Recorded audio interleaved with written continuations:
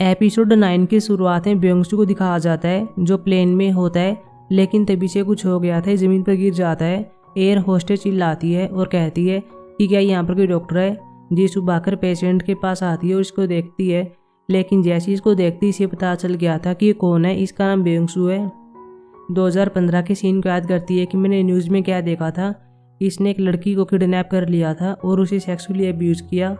बाद में इसे अरेस्ट कर लिया गया था और जिस लड़की को सेक्सुअली अब्यूज़ किया था उसी का इलाज मैंने किया था। लेकिन एक 2020 के सीन को देखते हैं। ब्योंगसू का एक्सीडेंट हो जाता है और ये हॉस्पिटल में आता है। जीसू इसका इलाज करने के लिए आती है, लेकिन जैसी इसको देखती है मना कर देती है और कहती है कि मैं इसका इलाज नहीं कर सकती। इसका बॉस चिल्लाता है और कह रहा होता है कि तुम कैसी बकवास कर रही हो। जीसू ने बता दिया था कि मैं इलाज क्यों नहीं कर रही हूँ।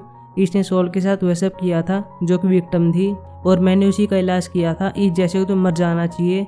प्रेजेंट में जीसू को देखते हैं। इसको पता नहीं होता कि मैं क्या करूं, क्या मुझे इसे बचाना चाहिए या फिर नहीं बचाना चाहिए। हालांकि निडल को लेती है, कुछ करना चाहती है, लेकिन दिखा नहीं जाता कि ये करती क्या है।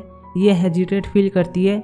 लेकिन अगले सीन में ब्योंगसू की पत्नी और साथ में इसकी माँ को देखते हैं जो पुलिस स्टेशन में आते हैं और पुलिस वाले से बात करते हैं। हमको पता चलता है कि ब्योंगसू की डेथ हो गई है और ब्योंगसू की फैमिली वाले कहते हैं कि जीसू ने उसको जानबूझकर मारा है। एक बार उसने मेरे बेटे का इलाज करने से मना कर दिया था और साफ कहा था कि मैं चाहती हूँ कि ये मर जाए। अगले सीन में हमारे सभी लॉयर को देखते हैं जो कि नोटिफिकेशन देकर चौंक जाते हैं कि यहाँ पर कैसे वेतन चोर वालों का प्रमोशन हो रहा है। जिनविन के पास आता है, कह रहा होता है चिंता मत करो, ये सब चीज़ें जल्दी खत्म हो जाएंगी।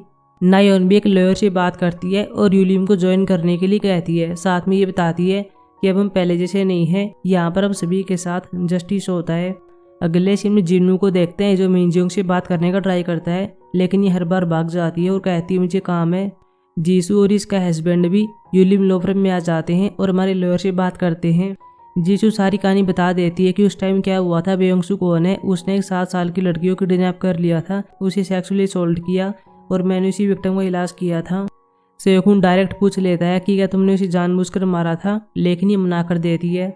अगले सीन में हेयोमिन अपने घर पर अपने दोस्तों के साथ होती है और इस केस के बारे में बताती है।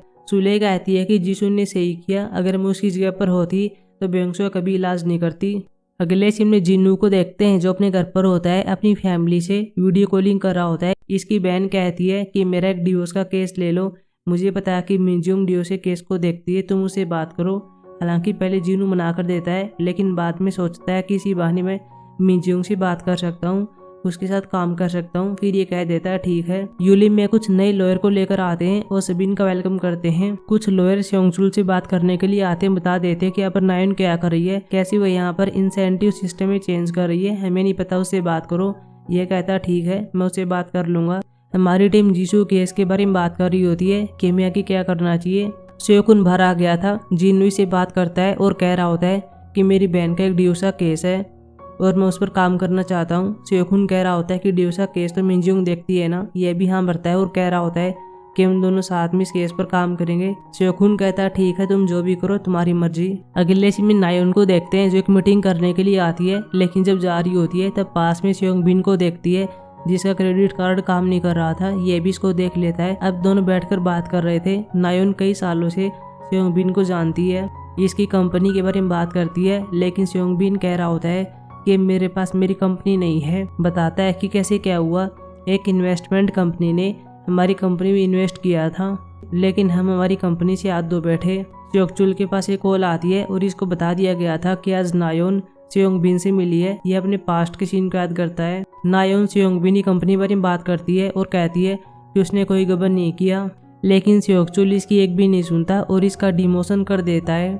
अगले सीन में जिन्नू को देखते हैं जो फिर से मिनजियोंग से बात करने का ट्राई करता है। साथ में कहता है कि हमें डिवोर्स के केस पर काम करना है, लेकिन मिनजियोंग कहती है मुझे अकेली हैंडल कर सकती हूँ। लेकिन जिन्नू इसकी बात नहीं मानता, इसके हाथ को पकड़ता है, साइड में ले आता है, पूछता है कि ये सब क्या है, तुम आजकल मुझे क्यों बचा रही हो, तुम नहीं तो मेरे साथ खाना खा रही हो, नहीं बात करती हो, कि अब हम साथ में काम भी नहीं कर सकते। बाद में कन्फेस करता है और कह रहा होता है कि मैं तुम्हें लाइक करता हूँ, मैं तुमसे प्यार करता हूँ। मिनजियोंग कहती है कि मैंने तुम्हें पहले अपने पास्ट की स्टोरी बताई थी, इसलिए क्या तुम उस पर दया कर रहे हो। लेकिन यह कहता है कि नहीं, तुम पहले से जानती हो कि मैं तुम्हें बहुत पहले से लाइक करता हूँ। लेकिन जैसे जैसे टाइम बीतता गया मेरी फीलिंग्स और भी डीप होती गई। लेकिन मिनजियोंग और बातें नहीं सुनती और चली जाती है। हेयोमिन जीसू केस के बारे में बात करने के लिए एक प्रोसिक्यूटर के पास आती है।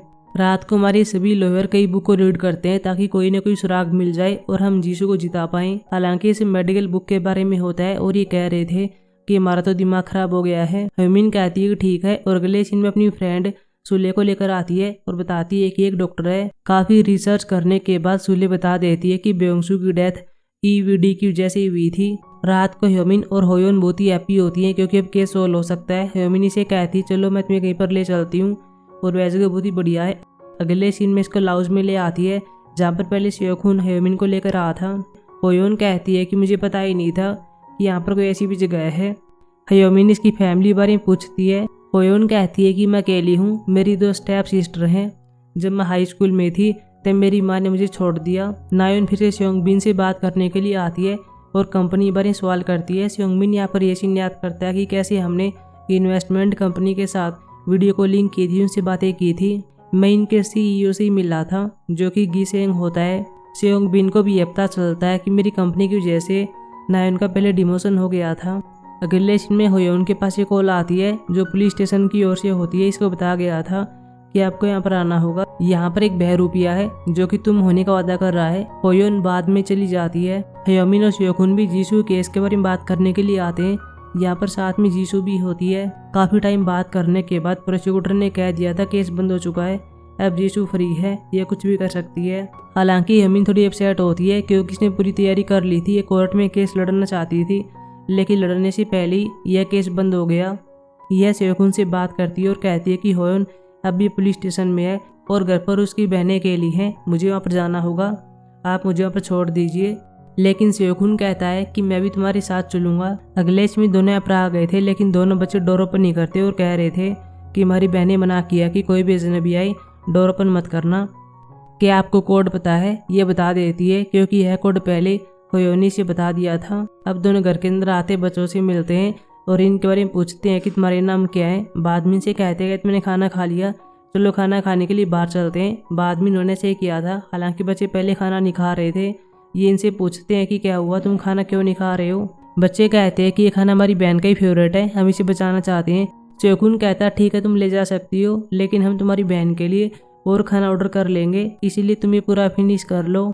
जब बच्चे पहली बार इन दोनों से मिले थे, पहले ह्यूमिन से पूछते हैं कि तुम कौन हो। इसने बता दिया था कि मैं तुम्हारी बहन की दोस्त हूँ। बाद में सेओकुन को देखते हैं, पूछते हैं कि यह कौन है। ह्यूमिन कहती है कि यह तुम्हारी बहन का बॉस है। बच्चे कहते हैं कि यह वही डरावना बॉस है जिसके बारे में मेरी बहन बात करती रहती है, लेकिन सेओकुन कहता है कि मैं डरावना नहीं हूँ। रात को ये अपने घर पर आ जाते हैं। सेओकुन कहता है कि मैं चलता हूँ, लेकिन बच्चे कह रहे होते हैं कि मत जाओ, तुम यहीं पर रहो, थोड़ी देर के बाद चले जाना।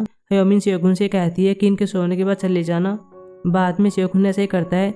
दोनों यहाँ पर बैठ जाते हैं और बच्चों के सोने का वेट करते हैं। जीसू केस को लेकर एक लॉन्ग कन्वर्सेशन होती है, एक दूसरे की ओर स्माइल करते हैं और एपिसोड खत्म हो गया था। अब हम मिलेंगे एपिसोड 10 में, तब तक के लिए बाय।